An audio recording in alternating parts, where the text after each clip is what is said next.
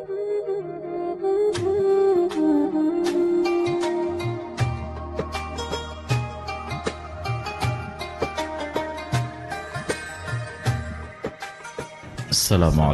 warahmatullahi wabarakatuh.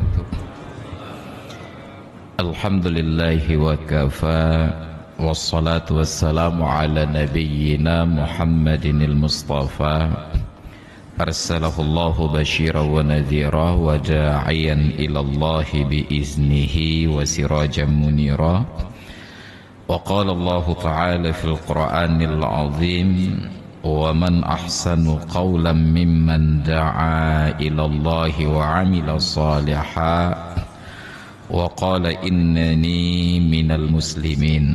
صدق الله العظيم وبلغ رسوله الكريم ونحن على ذلك من الشاهدين والشاكرين والحمد لله رب العالمين. وبعد. بسم الله.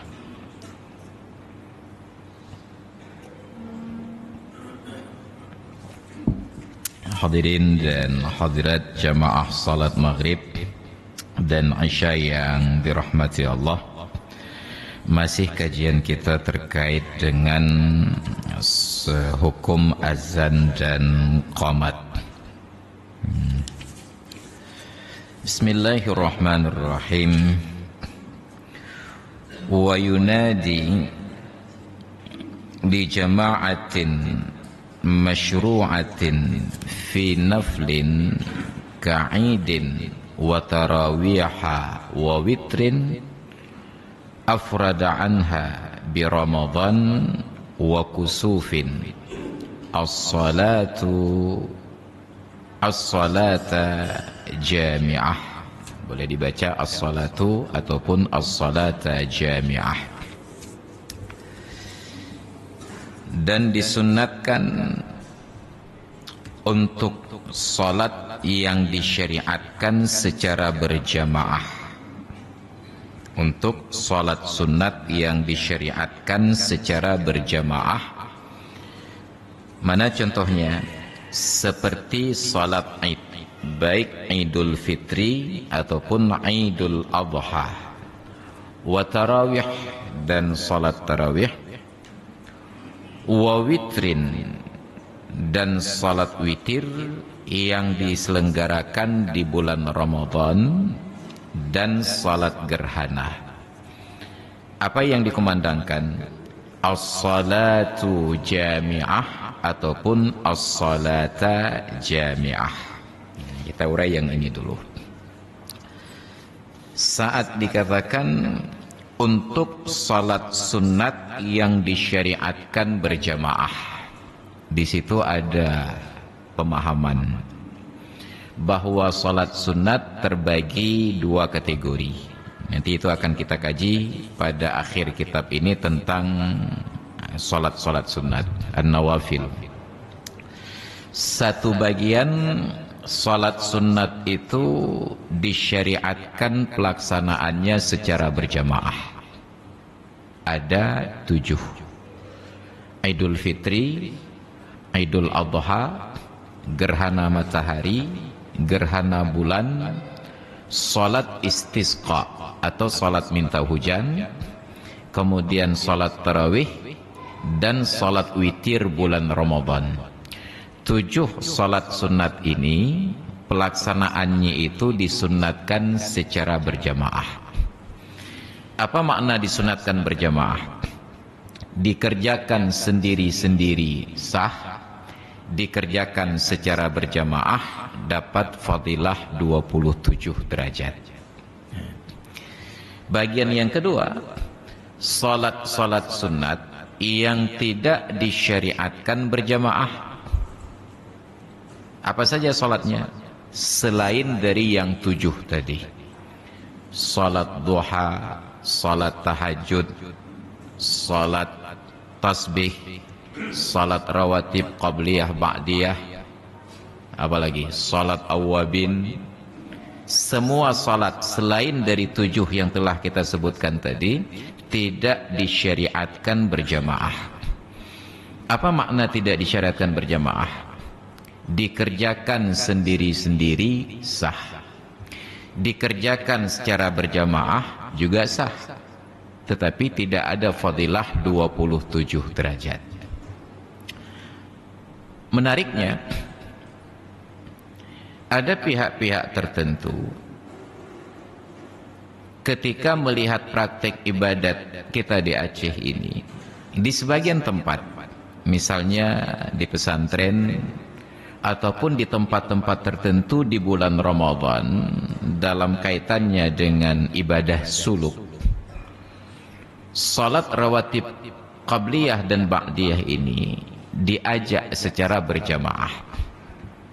Misalnya nanti setelah salat Isya ada salat ba'diyah Isya 2 rakaat, itu diajak secara berjamaah. Sebagian kalangan menganggap bahwa salat ba'diyah Isya ataupun rawatib yang lain secara berjamaah itu bid'ah, berdosa, masuk neraka. Sayangnya tidak konsisten. Apa yang tidak konsisten? Kalau memang rawatib ini tidak disyariatkan berjamaah, pelaksanaannya menjadi salah, berdosa dan masuk neraka. Lalu kenapa pihak yang menuduh ini menyelenggarakan salat duha, melaksanakan salat tahajud secara berjamaah?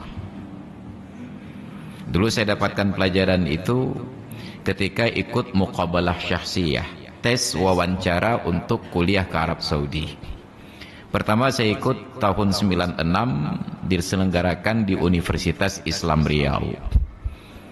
Belum ada materi tentang gugatan pelaksanaan salat rawatib qabliyah ba'diyah berjamaah. Yang kedua kali saya ikut di Jakarta.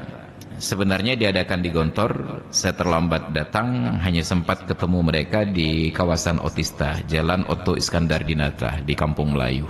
Gak sempat kajian. Yang ketiga saya ikut tahun 2001, langsung di Gontor. Ternyata sudah dimasukkan di dalam materi fiqh dan ibadah dan akidah tentang praktek salat rawatib secara berjamaah, dan langsung dinyatakan itu perbuatan bid'ah. Cuma karena bukan kapasitas kita untuk berdebat di kala itu, hanya saya rekam saja memorinya. Lalu pertanyaannya, hanya karena tidak pernah dilakukan oleh Nabi salat rawatib qabliyah ba'diyah berjamaah lalu kita vonis bid'ah dan pekerjaannya salah? Pertanyaannya, pernahkah Rasulullah salat tahajud berjamaah? Tidak. Rasulullah tidak pernah salat tahajud berjamaah, baik di dalam Ramadan ataupun di luar Ramadan. Tapi ternyata yang menghidupkan tahajud berjamaah itu justru di Masjidil Haram. Maka kalau kita nonton tayangan salat bulan Ramadan di Masjidil Haram, kita hanya menonton salat tarawihnya. Jam 12 malam 00 waktu Indonesia Barat, itu jam 1 tengah malam dini hari, itu jam 9 waktu Arab Saudi. Kita tidak lagi menonton tentang salat tahajudnya. Dulu ketika saya masih di Al-Azhar, karena waktunya sama, maka bangun sahur kita akan mendapatkan tayangan salat tahajud berjamaah dari Masjidil Haram. Nah, bukankah itu bid'ah juga? Jadi inilah anomalinya. Jadi sebenarnya pendekatannya sederhana saja. Enggak perlu menyalahkan orang yang salat rawatib qabliyah ba'diyah berjamaah sekeras itu, bila kita tidak berani menyalahkan orang yang salat tahajud berjamaah sekeras itu pula. Atau kita ambil contoh yang lain. Salat tasbih itu tidak masuk kategori salat sunat yang disyariatkan berjamaah. Tapi kenyataannya hampir setiap tempat di Aceh, di Indonesia, kalau salat tasbih berjamaah. Kenapa? Karena durasinya panjang. Jadi kalau tidak diselenggarakan secara berjamaah, saya yakin banyak yang menyerah di tengah jalan. Bahkan nggak sampai ke tengah jalan, di pinggir jalan menyerah. Saboh rakaat baru sujud yang pun alah trip tak kaku puyuh macam. Tapi karena berjamaah, merasa malu kepada orang yang di sampingnya. Nyunya tapi piyuh malai itu. Padahal yang di sampingnya mau piyuh juga. Nah, jadi sesama orang yang mau piyuh akhirnya saling malu. Maka selesailah salat tasbih itu menjadi 4 rakaat dengan 300 kali tasbih. Ya, kita alhamdulillah tasbihnya masih ideal. Dulu saya terjebak sekali salat tasbih. Ternyata imamnya itu membaca tasbih 2 kali lipat dari tasbih yang normal. Biasanya kita hanya membaca subhanallah walhamdulillah wala ilaha illallah wallahu akbar. Setelah diulang 15 atau 10 kali baru disudahi dengan wala haula wala quwwata illa billahil aliyil azim. Imam ini membaca itu setiap tasbih subhanallah walhamdulillah wala ilaha illallah wallahu akbar wala haula wala quwwata illa billahil aliyil azim subhanallah walhamdulillah wala ilaha illallah wallahu akbar wala haula wala quwwata illa billahil aliyil azim. Kalau di tempat lain salat tasbih setengah jam selesai, di tempat itu 1 jam baru selesai. Kena tersurut hana maaf, terlanjut mehmoh. Ini ketika imamnya tidak paham tentang aspirasi arus bawah. Makanya Nabi katakan, "Idza amma ahadukum qauman falyukhaffif."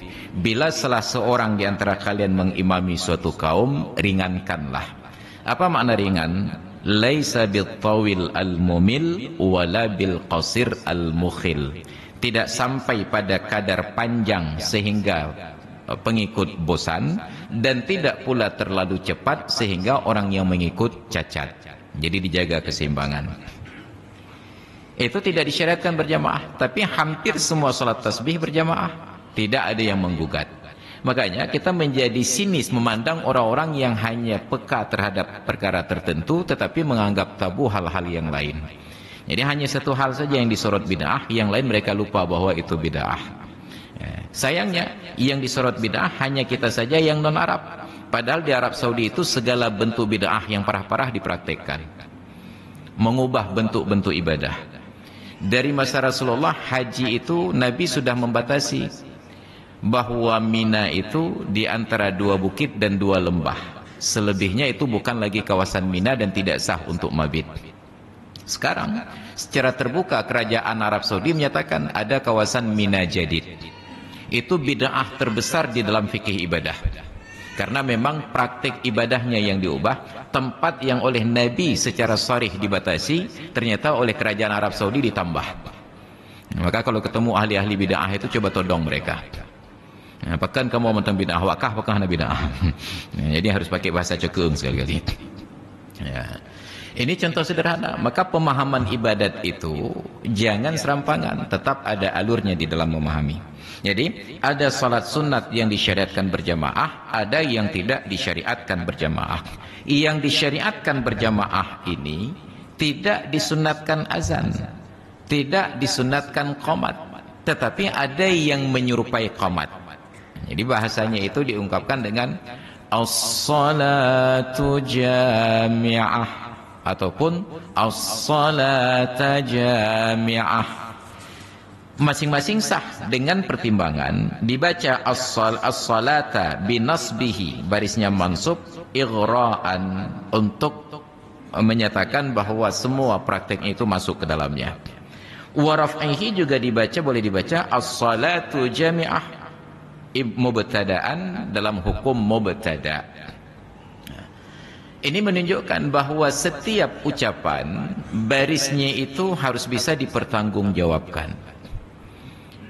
Saya sering mengingatkan, istighfar kita setelah salat itu ada 2 model. Ada yang bacanya astaghfirullahal azim alladzi la ilaha illa huwal hayyul qayyum wa atubu ilaih. Ada yang baca astaghfirullahal azim alladzi la ilaha illa huwal hayyul qayyum wa atubu ilaih. Kita masuk ke mana? Nomor 1 atau nomor 2? Menurut imam. Jangan payah tanya nomor imam. Iran dengan imam hon demong. Masing-masing ada pembenarannya. Asal bisa dipertanggungjawabkan. Kalau dibaca al-hayyul qayyum, secara i'rab bisa dibenarkan. I'rabnya itu menjadi khabar dari mubtada mahzuf. Penjelasannya sangat panjang. Dasar bacaannya astaghfirullahal azima alladzi la ilaha illa huwa al-hayyul qayyum. Jadi ada dua kali huwa. Dibuanglah salah satu huwanya yang menjadi huwa kedua. Sehingga tinggal satu, illahu al-hayyul qayyum. Namun fasahahnya dibaca dengan baris mansub fathah. Astaghfirullah al-azima alladzi la ilaha illa huwa al-hayya al-qayyum. I'rabnya na'at, dia mengikut man'ut. Karena al-hayyul qayyum mengikuti baris Allah. Kita terbawa-bawa dengan kebiasaan membaca ayat kursi. Allahu la ilaha illa huwal hayyul qayyum. Kenapa al-hayyul qayyum? Karena Allahu al-hayyu al-qayyum, na'at kepada Allah. Sedangkan pada istighfar tidak dibaca Allahu, tetapi astaghfirullah al-azima al-hayyal qayyuma alladzi la ilaha illa huwa. Maka fasahah itu adalah standar berbahasa yang tinggi, bukan hanya sah secara gramatika tetapi enak didengar. Kalau sah secara gramatika, apa salahnya kepada ayah kita sebut kah? Ya, kahum ya. Siapa yang berani katakan secara gramatika itu salah? Tetapi secara fasahah, oh mambruk tak kayaknya kah ikan kaya. Padahal kah dalam bahasa Arab anta, dran dalam bahasa Arab anta. Maka orang Arab tidak pernah membedakan sebutan kata ganti untuk Allah, untuk Nabi dan untuk kawan-kawannya. Allahu la ilaha illa anta, antallahu, engkaulah Allah. Kepada Nabi anta, kepada ayah anta, kepada anak anta. Sampai ke Indonesia dibaca inti. Ya, kalau Betawi inti ya. Dalam bahasa Arab ana, orang Betawi menyebut ani. Orang Betawi senang menggunakan dhamir rafa, karena itu pelaku. Sedangkan orang Aceh senang menggunakan dhamir mansub, karena itu jadi korban. Ki itu dari ka. Iyyaka na'budu, engkaulah yang kami sembah. Maka kita selalu jadi korban, enggak pernah menjadi pelaku. Maka pilihan kata itu mengandung makna. Maka ketika istighfar, pilihannya astaghfirullah al-azima alladzi la ilaha illa huwal hayyul qayyum, atau astaghfirullah al-azima alladzi la ilaha illa huwal hayyul qayyum.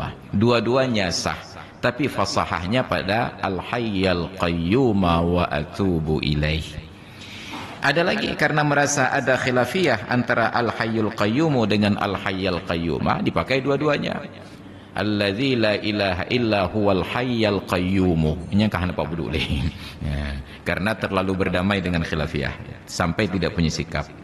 Ya, jadi ketika kita akan melaksanakan salat sunat yang disyariatkan berjamaah, maka dikumandangkan kata as-salatu jami'ah dengan nasab sebagai hal, jami'atan. Karena nanti pada kumandang azan dan qomat juga ada yang terbawa-bawa dari pendengaran, bukan dari bacaan. Qad qamatis salati, qad qamatis salah. Padahal qad qamatis salatu. Cuma karena ada ti di depan, qad qamatis salati, qad qamatis salah. Padahal as-salatu jadi marfu'. Qad qamatis salah, qad qamatis salah. Itu sama kayak kita baca Dalail Khairat dulu. Kita pikir jalla-jalla itu kalimat terpisah. Luhu terpisah dengan jalla-jalla. Luhul qadimu jalla-jalla, luhur rafi'u jalla-jalla. Luhu dah duduk bawah. Padahal jalla-jalaluhu satu kalimat. Jadi kalau ada hiasan dinding dalam bentuk nama Allah, nama Nabi, pada nama Muhammad ditulis sallallahu alaihi wasallam. Pada nama Allah tertulis di bawahnya Jalla Jalaluh. Itu zikir untuk Allah Ta'ala. Jadi baris itu mengandung makna. Salah baris, salah makna. Salah makna, salah terjemah. Salah terjemah, salah pengertian.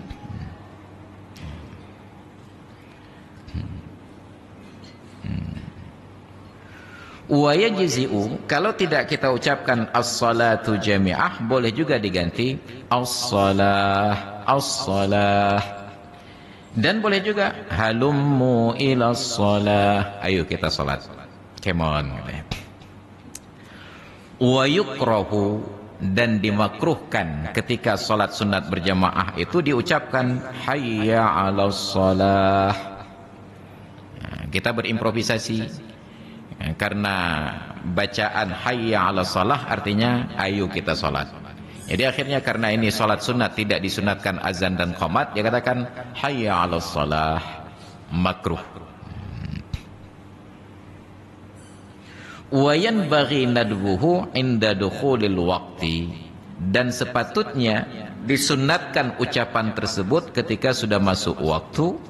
Wa inda sholati, dan sekali lagi ketika akan melaksanakan salat. Liyakuna naiban 'anil adzan wal iqamah, agar kedua-duanya itu menjadi pengganti, yang satu untuk azan saat masuk waktu, yang satu untuk qamat ketika sudah mau berdiri menunaikan salat.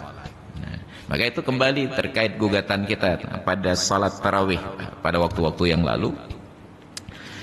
Salat tarawih itu tidak sepatutnya begitu selesai salat isya lanjut salat tarawih, itu bid'ah. Nabi tidak pernah selesai salat isya lanjut tarawih. Nabi setelah salat isya pulang ke rumah, tidur dulu, tengah malam kembali ke masjid, baru beliau salat. Dan tidak ada nama salat tersebut, tidak disebut salat tarawih, disebut salat qiyamu Ramadan. Apa makna qiyamu Ramadan? Bangun di malam bulan Ramadan. Kata para ulama, la yusammal qiyamu qiyaman illa ba'da niyamin. Tidak dinamakan salat malam itu dengan kata-kata qiyam kecuali apabila dilakukan setelah niyam. Niyam itu tidur. Maka secara umum salat malam itu disebut salatul laili. Ada tidur, tidak ada tidur, salatul laili, salat malam. Bila rakaatnya ganjil dinamakan witir. Bila dikerjakan setelah bangun tidur dinamakan tahajud. Bila dikerjakan di bulan Ramadan dinamakan salat tarawih ataupun qiyamu Ramadan. Bila tidak ada salah satu kondisi tersebut maka secara umum dinamakan salat malam. Maka tarawih, witir, tahajud itu ekno, ekcano, emano. Itu yang di dalam hadis riwayat Ummul Mukminin Aisyah menyatakan, tidak pernah Nabi sallallahu alaihi wasallam salat pada waktu malam baik di dalam atau di luar Ramadan lebih dari 11 rakaat. Hadis sahih. Tapi itu bukan dalil bahwa salat tarawih hanya terbatas 8 rakaat. Praktek Nabi tidak pernah lebih dari 11 rakaat. Kita cari pembenaran. Oh, itu yang terlihat oleh sahabat. Beliau pulang lagi ke rumah, kita nggak tahu berapa jumlah rakaat. Kalau nggak tahu, kenapa dibatasi 20? Tetap dalam nilai ketidaktahuan. Dan yang kedua, kalau yang 8 rakaat di masjid dengan para sahabat saja berakhir hampir tidak sempat makan sahur, lalu berapa rakaat lagi yang tersisa menjelang subuh? Maka sungguh sangat tidak logis. Oleh karena itu, semua ulama mazhab Syafi'i dan jumhur ulama Hanafi, Maliki, Syafi'i dan Hambali menyatakan dalil pelaksanaan tarawih 20 bukan praktik Nabi. Dalil pelaksanaan salat tarawih 20 mereka katakan lima fa'alahu sahabatu min asri min zamani Umar ila asrina hadza fi Makkahal Mukarramah. Salat tarawih 20 rakaat berdasarkan praktek para sahabat sejak dari masa Sayyidina Umar sampai hari ini di Mekah Al-Mukarramah. Maka di Mekah itu sampai hari ini tetap 20 rakaat sejak dari masa Sayyidina Umar. Tapi karena kita tidak buka wawasan, begitu ada yang melihat salat tarawih 8 dituduh Wahabi. Panina tengkunya kau Wahabi lewenya. Bahkan tarawih 8 ada. Mereka enggak tahu Wahabi di Arab Saudi tarawih 20. Maka kekacauan. Ya. Padahal Wahabi di Arab Saudi tarawihnya 20 rakaat. Kenapa tiba-tiba yang 8 rakaat di Aceh di Indonesia kita sebut Wahabi? Ini nggak nyambung sama sekali. Menandakan bahwa orang yang menuduh seperti ini kurang piknik. Maka perlu piknik. Dia pulih lagi ulai ya. Kalau gila perlu ngopi. Dia kopi nggak bek pungo dah. Ini tentang waktu salat. Makanya selalu saya katakan, kenapa kita ngotot harus malam bulan Ramadan, azan Isya di awal waktu, salat Isya di awal waktu, lanjut dengan tarawih. Sangat-sangat tidak ideal. Sudah saya gugat berulang-ulang tetapi tidak ada sambutan, kecuali hanya dari wali kota Cut Keung saja. Yang lain nggak jalan.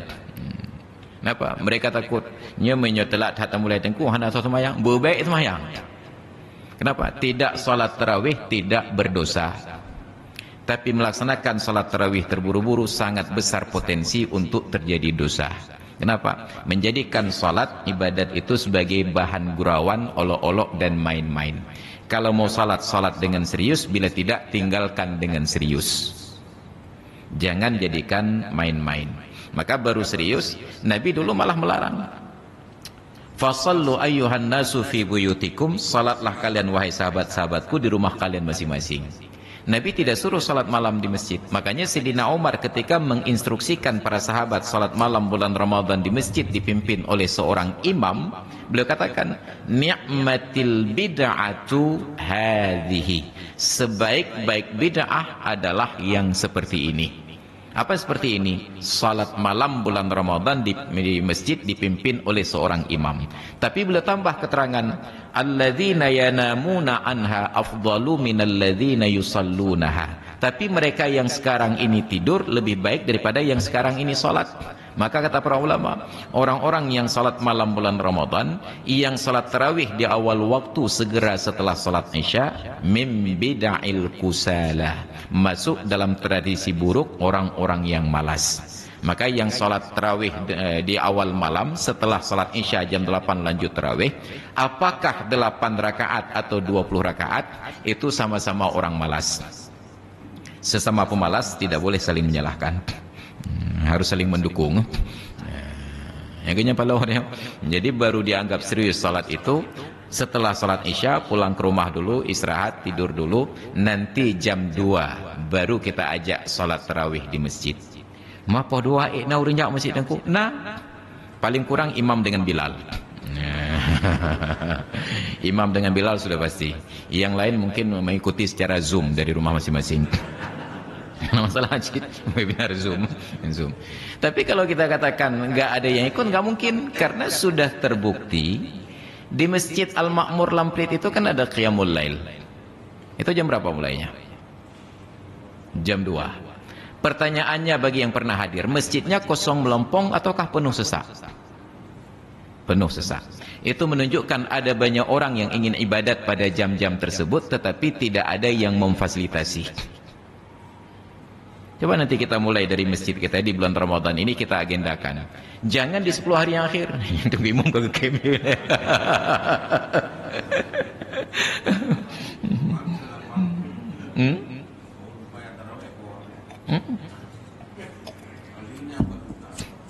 Lima tahun yang lalu saya ceramah maghrib keliling. Kalau subuh keliling singkatannya suling, maghrib keliling singkatannya maling. Maghrib keliling. Cuma mereka ganti Islam menjadi safda, safari dakwah. Di masjid di Kampung Pinang Al-Badar. Jadi ternyata ada seorang dosen ekonomi senior, Prof. Dr. Penasir Penangan. Sudah lupa saya nama beliau. Ya, beliau. Beliau kan orang Tekingon, Saya ceritakan tentang salat tarawih jam 9 ke atas itu. Begitu saya turun menjelang kumandang azan Isya, langsung beliau minta saya duduk di samping beliau. Nak, duduk di sini dulu sebentar. Yang anak sampaikan tadi bagus sekali. Dulu saya bapak ingat, waktu muda-muda bapak di Takengon, salat tarawih itu paling cepat jam 11. Paling cepat jam 11. Itu menunjukkan makin lama kita makin bohong. Mau cepat-cepat selesai, buru-buru selesai untuk selanjutnya nongkrong berlama-lama di warung kopi. Andai kata pemerintah Aceh termasuk di dalamnya MPU mau berpikir bijak sedikit, MPU nih. Daripada melarang orang buka warung sampai salat Isya selesai tarawih, lebih baik izinkan saja dari maghrib itu buka warung dulu sampai jam berapa? Jam 11 sanggup nongkrong di warung? Sampai jam 11. Tapi ingat, jam 11 tutup. Jam 11 semua tempat usaha tutup. Pilihannya tinggal dua. Pulang ke rumah untuk tidur atau datang ke masjid untuk salat. Nya melepah lagak Banda Aceh. Mahir dengar bauli kota cakun. Andai kata begitu kita buat program, bayangkan saudara-saudara kita yang ekonominya jualan kopi, mekat kopi, kapan mereka mencari nafkah kalau bukan malam hari? Tapi justru mencari nafkah yang wajib ini dilarang demi menghargai salat tarawih yang sunat, maka mumang. Itu apa latar belakang pemikirannya? Nah, kalau bahasa kami catat, legal standingnya apa? Padahal jangankan salat tarawih yang sunat, salat Isya yang fardu saja tidak ada aturan dalam syariat untuk tutup tempat usaha kecuali salat Jumat. Ini tiba-tiba untuk salat tarawih yang sunat, orang yang jualan di warung kopi mencari nafkah wajib dilarang. Kenapa tidak buka saja ruang? Karena kalian sudah dilarang jualan siang hari, okelah mulai buka warung kopi sejak dari jam 6 sore sampai dengan jam 11 malam. Nyan yang kena buka puasa bersama sembahyang dan lanjut makan-makan ke seop sisa makanan. Kenapa? Karena nanti tutup jam 11 salat Isya, salat tarawih. Tapi sekarang orang yang datang ke warung untuk buka puasa bersama, nyanggah lam habis ke kira apa yang nak, sudah berkumandang azan Isya. Kita mentolimi diri sendiri, mempersulit diri sendiri. Agama yang lapang kita jadikan sempit, syariat yang gampang kita jadikan rumit. Kenapa? Karena kita tidak kembali kepada prinsip syariah tadi. Padahal tinggal menghidupkan tradisi nenek moyang kita dulu. Mereka salat tarawih itu jam 11 ke atas. Aman. Tapi ketika saya diskusi dengan tokoh-tokoh di MPU, apa katanya? Kamu hendak perle Masjid Raya, ada tempat roh kapal kurang. Saya bilang ini bukan tempat anda nggak ada yang ikut. Orang ikut Masjid Raya. Maka kalau Masjid Raya sudah azan Isya bulan Ramadan jam 9, muazzin Masjid Al-A'la muazzan jam 8 dimarahi oleh jemaah. Nyempum karat. Masjid Raya hani bang dong. Tapi ketika Masjid Raya tetap jam 8, kita azan jam 9, nyepi nak acik. Nya bukan hanya bang loh, Masjid Raya kayak bang. Masjid Raya itu menjadi ukuran bahwa mereka menjadi ikutan orang lain. Ini yang harus kita gugat selalu. Tapi pegang enggak salah, padahal yang dia gure-gure ada nyoci kan. Mati agak payah bilahap je. Kadang-kadang untuk menyadarkan orang pingsan perlu tamparan yang keras. Orang cik tengah pingsannya menjadi kusuh-kusuh jaga-jaga. Nyan tanpa bertegak, kaunya berdulut, baru gede kerau. Jadi orang yang pingsan itu akan berterima kasih ketika mendapatkan tamparan keras seperti ini. Cuma takutnya setelah tampar kan sadar meninggal. Yang main dipikir berat tanpa ukuran. Jadi ada hal-hal di dalam agama yang diatur, yang kadang-kadang pengaturannya ini sudah sangat indah, kita berijtihad sehingga terlihatlah lebih indah, dan segala sesuatu yang melebihi kapasitas tidak akan terlihat indah. Semuanya itu harus pas. Yang diciptakan Allah itu sudah sesuai. Itu dasarnya.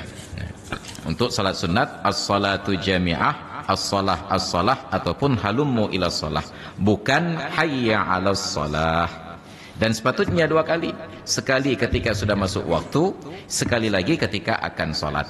Yang akan masuk waktu sebagai pengganti azan, ketika akan salat sebagai pengganti iqamah. Wa kharaja biqauli li jama'atin ma la yusannu fihi al-jama'atu.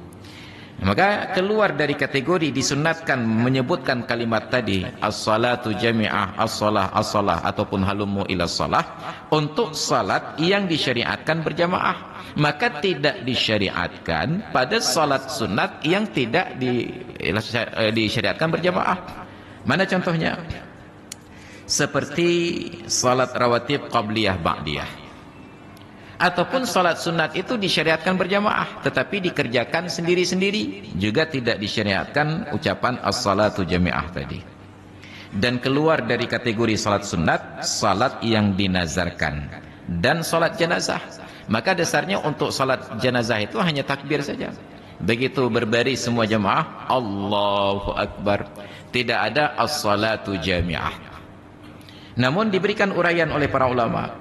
Namun apabila orang-orang yang hadir untuk salat jenazah tersebut belum berkumpul, masih sedang menghisap-hisap rokok di luar, itu baru as-salatu jami'ah. Kenapa? Untuk memanggil mereka bahwa salat mau dilaksanakan. Tapi kalau orang sudah kumpul semua berdiri siap untuk takbiratul ihram, tidak disunatkan as-salatu jami'ah. Tapi tetap saja as-salatu jami'ah. Jadi hampir rata-rata kita melanggar dari ketentuan. SOP itu sangat berat hati kita untuk diikuti, hanya karena sudah terbiasa dan nyaman dengan tradisi.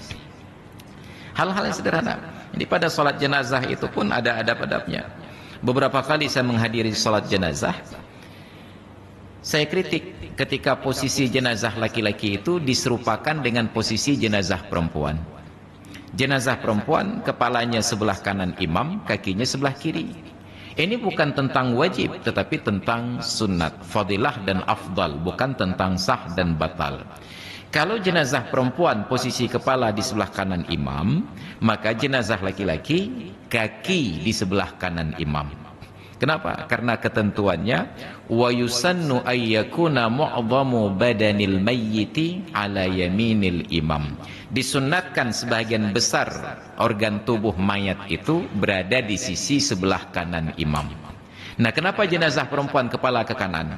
Karena posisi imam berdiri pada tengah-tengahnya, maka perut, dada, kepala ada di sebelah kanan. Sedangkan jenazah laki-laki, imam berdiri di mana? Sejajar kepala. Kalau posisi jenazah perempuan dan laki-laki sama, imam berdiri di kepala jenazah laki-laki, maka di sebelah kanan imam kosong, sebelah kiri semuanya. Makanya dibalik kakinya ke kanan, agar ketika imam berdiri sejajar kepala, ini kepala jenazah laki-laki, kaki badan kakinya ke sebelah kanan. Semua badan jenazah itu sebelah kanan imam. Tapi kalau jenazah laki-laki tetap seperti perempuan seperti ini, perempuan imam berdiri di tengah. Perut, dada, leher, kepala ke kanan. Hanya kaki dan paha sebelah kiri. Tiba-tiba di jenazah laki-laki, imam berdiri sejajar kepala. Di sebelah kanan kosong, sebelah kiri semuanya. Terabaikanlah praktek sunat tersebut. Tapi itu bukan aturan wajib, hanya sunat. Jadi begitu kita perhatikan posisi jenazahnya laki-laki sama seperti perempuan, sarankan kepada jamaah untuk putar posisi kakinya ke sebelah kanan. Itu kalau mungkin. Tapi kalau tidak diterima, jangan dipaksa. Kenapa? Karena bila dipaksa, bertambah satu jenazah lagi. Nyampe aja tengok. Iran koi kamu dari nek-nek tu cik kali kenyo. Iran cik macam-macam ni ajaran sesat. Hanya dia mati. Ada dakwah ni.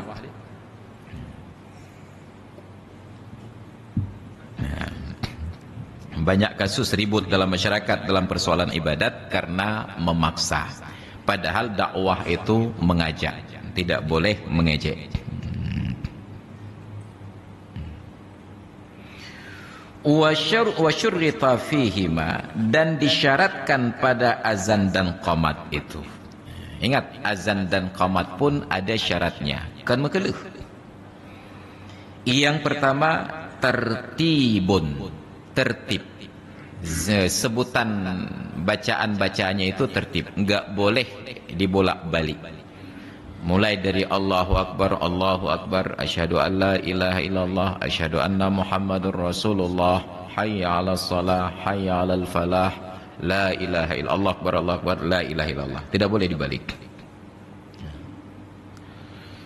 Lil ittiba, karena mengikuti praktik Rasulullah yang beliau suruh kepada para sahabat. Wali anna tarkat tertib yuhimul la'bah. Alasan logisnya lagi, kalau tertib itu tidak dipatuhi, memberi kesan kepada orang yang mendengar seolah-olah kita bergurau pada praktik azan ini. Maka timbul pertanyaan, bagaimana bila ada muazzin yang lupa tertib?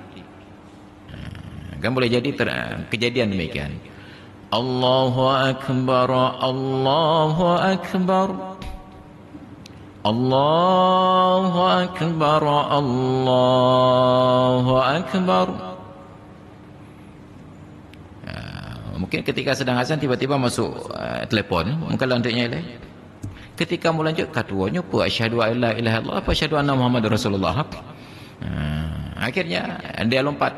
Asyhadu anna Muhammadar Rasulullah. Lupa, dilanjutkan sampai selesai.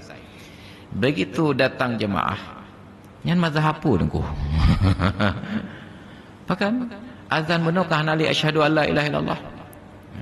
Kita sedang memperolok-olok dengan tidak melihat latar belakang kenapa terjadi. Kenapa tidak diingatkan dengan kata-kata yang bijak. Tengku, minta maaf. Tadi waktu azan kok kayaknya enggak ada ucapan asyhadu an la ilaha illallah. Astagfirullahaladzim. Jadi jangan langsung dituding ya mazhab pun aku.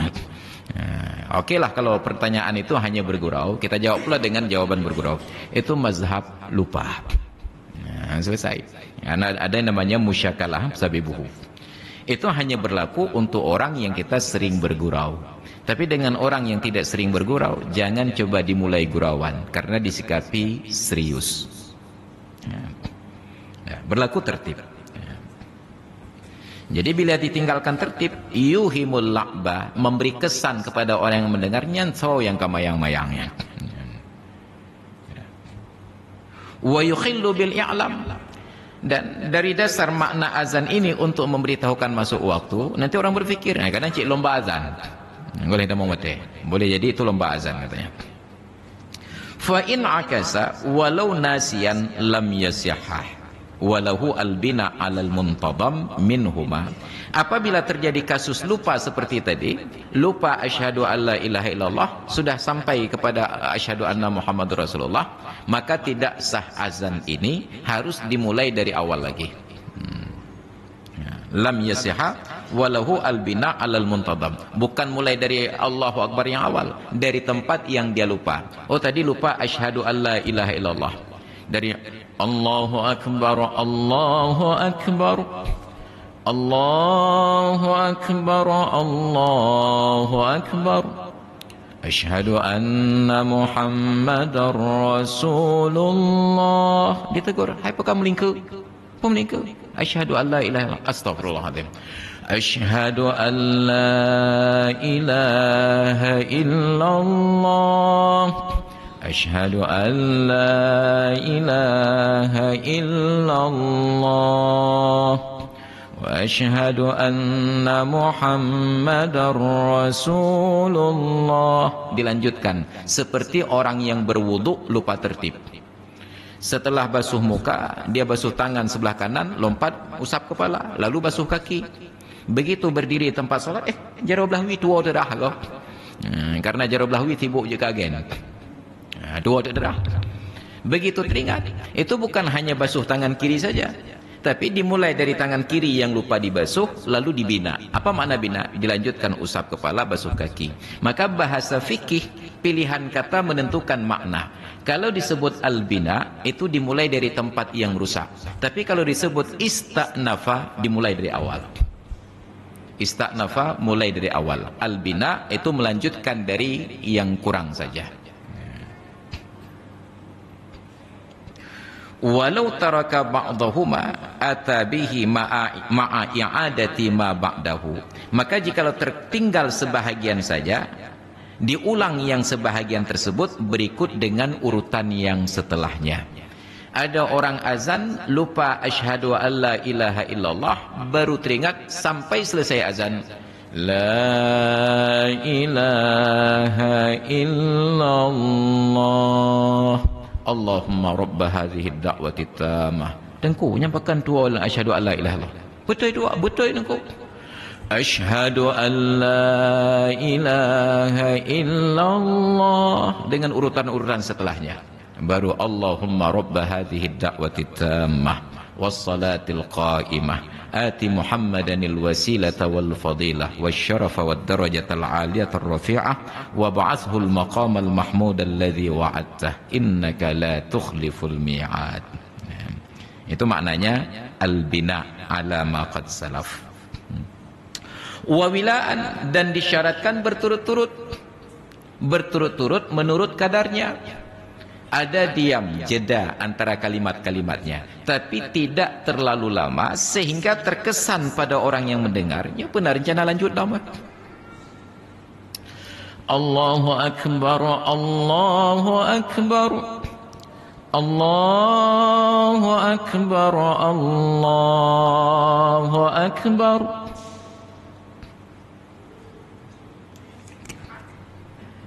Urang ipreh ke pujadeh lompan. Asyhadu an la ilaha tidak sah. Maka harus mulai dari awal lagi karena merusak mualat tadi.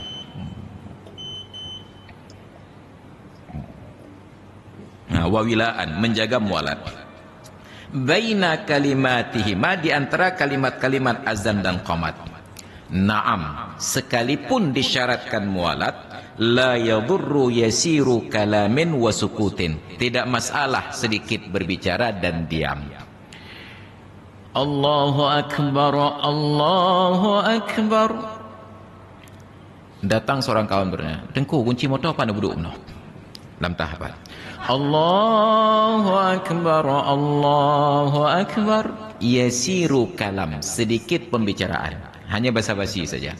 Tapi kalau berlanjut pertanyaan serius, nyan kedua pat kepuduk benar. Jika dalam tahiyat, itu harus dimulai dari awal lagi. La yadurru yasiru kalamin, tidak masalah dengan sedikit berbicara ataupun sukutin, sedikit diam. Maka termasuk itu pada urutan Fatihah yang kita sebutkan dalam salat dulu. Bismillahirrahmanirrahim. Alhamdulillahi Rabbil Alamin. Ar-Rahmanir Rahim. Maliki Yaumiddin. Batal Fatihah. Wajib ulang dari awal lagi. Kecuali karena ada kondisi yang menjadi uzur. Teruk ba iyyaka na'budu wa iyyaka nasta'in. Ilap tangan. Metenan dimaafkan sekadarnya. Megereep yang bagus petenangannya lamalah diam. Itu li uzrin, karena ada uzur. Jadi ada tertib, ada mualat. Ini bukan sembarangan, kan mekelih mutan. Walau amdan, walaupun berbicara sedikit dan diam yang sebentar itu dilakukan secara sengaja. Wa yusannu ay yahmida sirran idza atasa, dan disunnatkan untuk dia ucapkan alhamdulillah secara sir apabila dia bersin. Asyhadu an la ilaha illallah. Alhamdulillah. Alhamdulillah. Alhamdulillahnya sir. Tapi orang yang baca Fatihah tidak boleh mengucapkan alhamdulillah bila bersin ketika sedang baca Fatihah. Itu batal Fatihah, wajib ulang dari awal lagi. Itu hanya sekedar mengucapkan alhamdulillah sendiri. Tapi ada orang bersin di samping kita yang sedang salat mengucapkan alhamdulillah, maka kita ucaplah secara sengaja yarhamukallah, batal salat kita. Kenapa? Karena sudah menggunakan kata ganti orang kedua. Semoga kamu disayangi oleh Allah. Itu menggunakan kata ganti orang kedua walaupun doa, walaupun berbahasa Arab. Itu batal salat. Wa ayyu akhira raddas salam wa tashmital atis, dan disunatkan apabila ada orang masuk saat sedang berkumandang azan, dia ucapkan salam. Assalamualaikum, tengku, kita sedang azan. Sunnat jawab azan ini ditunda selesai salam. La ilaha illallah. Waalaikumsalam. Orang bitalum kagak ada huwak. Disunat menunda jawaban salam sampai selesai azan. Wa tashmitul atis, demikian pula mengucapkan doa untuk orang yang bersin. Ketika kita sedang azan, ada yang bersin, alhamdulillah. Setiap kali orang bersin mengucapkan alhamdulillah, disunatkan untuk mengucap yarhamukallah. Maka dalam hadis riwayat Sayyidina Abu Hurairah radhiyallahu anhu, Nabi katakan, haqqul muslim 'alal muslim sittun, hak seorang muslim terhadap muslim yang lain ada 6. Pada poin yang keempatnya, wa idza atasa fahamidallaha fashammithu. Bila dia bersin dan mengucapkan alhamdulillah, maka doakan dia. Kalau yang bersin tidak mengucapkan alhamdulillah, kita yang mendengar tidak disunatkan mengucap yarhamukallah. Makanya kata Imam Al-Ghazali ketika mensyarahkan hadis, kata Imam An-Nawawi ketika mensyarahkan hadis ini dalam kitab Sahih Muslim, bila ada orang yang bersin di samping kita tidak mengucapkan alhamdulillah, ingatkan. Nekun alhamdulillah. Nekun ke ilai. Alhamdulillah. Yarhamukallah. Supaya kita ada alasan untuk mendapatkan pahala sunat. Maka di dalam uraian para ulama terdapat riwayat Abu Dawud perawi hadis. Suatu ketika beliau naik kapal berlayar. Mungkin baru di teluk itu sedang berlayar. Tiba-tiba terdengar ada orang yang bersin di tepi pantai. Nici bayang etnaraya bersin. Mbak Panti bersin lengkapai dia dengar. Faktara qariban, lalu beliau sewa sebuah sekoci bidirhamin dengan harga 1 dirham. Kapal besar selalu ada sekoci. Dari masa Abu Daud kan kena. Disewa sekoci 1 dirham. Beliau kayuh sampai ke tepi pantai dekat dengan orang yang bersin. Beliau katakan, yarhamukallah. Gigi salam makapai. Tapi kian. Hanya untuk mengucapkan yarhamukallah. Beliau kembali ke kapal. Ditanya oleh orang-orang di kapal, "Pun ya panti benahan tren? Ya kenyan sagai." Hai untuk ya kenyan ya kayu perahu kedih sewa 1 dirham. 1 dirham mungkin sekarang nominalnya sekitar 400.000 rupiah. Apa jawaban beliau? La'allahu mustajabud da'awah. Mudah-mudahan orang yang bersin tadi adalah orang yang doanya diijabah oleh Allah. Maka berlanjutlah perjalanan. Malam hari ketika semua orang sedang terlelap di kapal, tiba-tiba terdengar suara menyeru, "Inna Aba Dawud qad ishtaral jannata bidirhamin." Sesungguhnya Abu Daud telah membeli surga dengan harga 1 dirham. Nyan dari atas kapal ke sewa jalu, jat suud, yarhamukallah. Itanya cibab ini hurung bersin ke alhamdulillah handa tim suud. Makan pahala dia. Ya. Makanya kalau ada yang bersin nanti anda tidak mengucapkan alhamdulillah, ingatkan. Nekun alhamdulillah. Ke pihak tua-tua ke? Nekun ke mentong pupaya harap. Alhamdulillah. Yarhamukallah. Ini kan rana pahala apa? Itulah sikap ego kita sekarang ini. Teruk banyak mentang dah tiang pakai kan. Padahal ada kemenakan kalau kan. Maka disunnatkan menunda tashmid al-atis ilal faraq sampai selesai kumandang azan. Wallahu alam bis-shawab wa ilaihil marji'una wal ma'ab. Hadanallahu wa iyyakum ajma'in. Assalamualaikum warahmatullahi wabarakatuh.